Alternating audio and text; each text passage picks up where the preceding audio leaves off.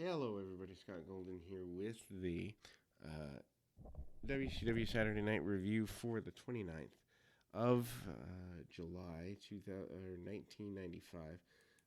Interesting time, as I mentioned with the previous one. We got one more of these, and then we got a worldwide ad. So, always adding to the old school sections.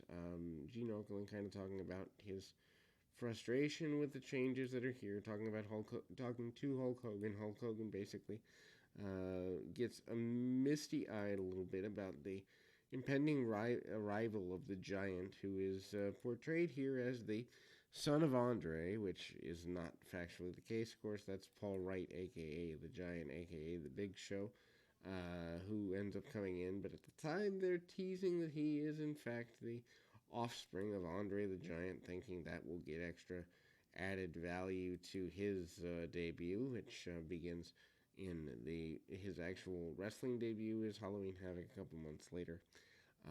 But that teaser is there. Randy Savage in a squash match coming in late '94, but in a squash match here, basically talking about my need to get my phone, among other things.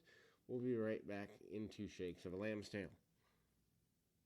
And again, we do have the nature of the Randy Savage typical, enhancement match. I mean, he is still here in '95, more than willing and able and capable of kind of tuning things up a bit, taking the guy into the corner. Savage doesn't give him too much, back elbows here and there.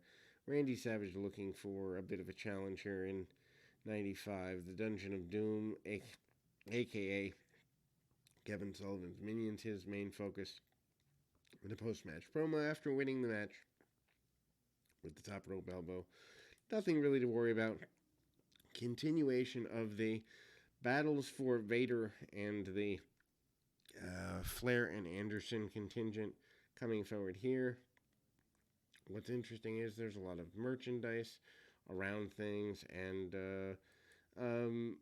basically Hogan merchandise. Anyway, really short match, less than a couple of minutes. Power bomb by Vader, and he folds the guy up. 1, 2, 3, and off he goes. Challenging Flair yet again. Challenging Anderson yet again, basically saying that they are holding him back and they owe him for doing so. Recap of Hogan in the Dungeon of Doom the previous week, which was a completely silly skit that I covered in the last week. We've got the Renegade coming in, hitting a drop kick from the early stages, then a power slam, then a top rope splash, showing more athleticism than the Ultimate Warrior, but doing an Ultimate Warrior ripoff with Jimmy Hart at ringside there. He is your television champion after all and has to look strong. Anyway, Jimmy Hart is celebrating with him. Renegade really doesn't go too terribly far in the area here. I think that television title run for a couple of months, probably his career highlight. Anyway, Sting is out, and he is once again your U.S. Heavyweight Champion. A couple of weeks removed from the Great American Bash of the year, and takes his enhancement talent back into the corner as the U.S. Champion. Not quite sure why they're having Sting do throwaway matches at the time. Couple of punches and kicks from the enhancement talent.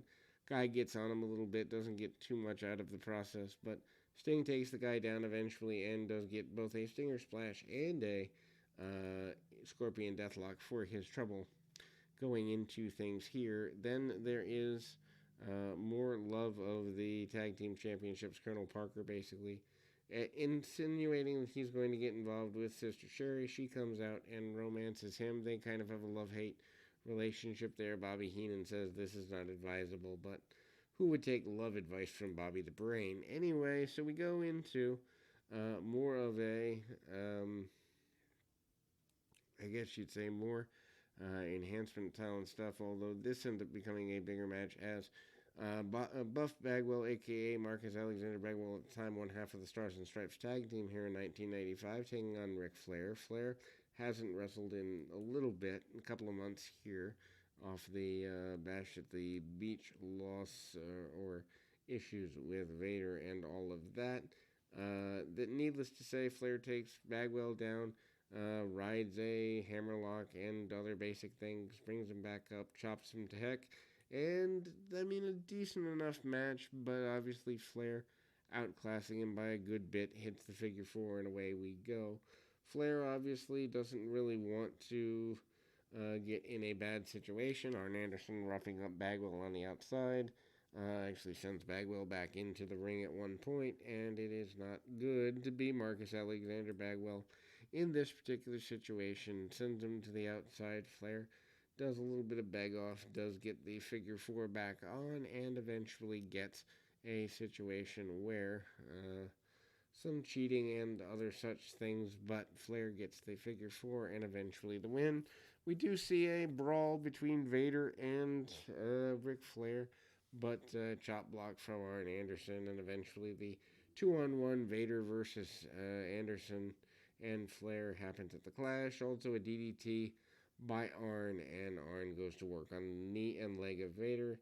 Eventually, I assume that a full-fledged babyface turn, which is in motion but not 1,000% here for Vader, is where they would have gone into the fall and such. But it doesn't all come together, and that will close us out for this particular edition. We'll be back with more right after this.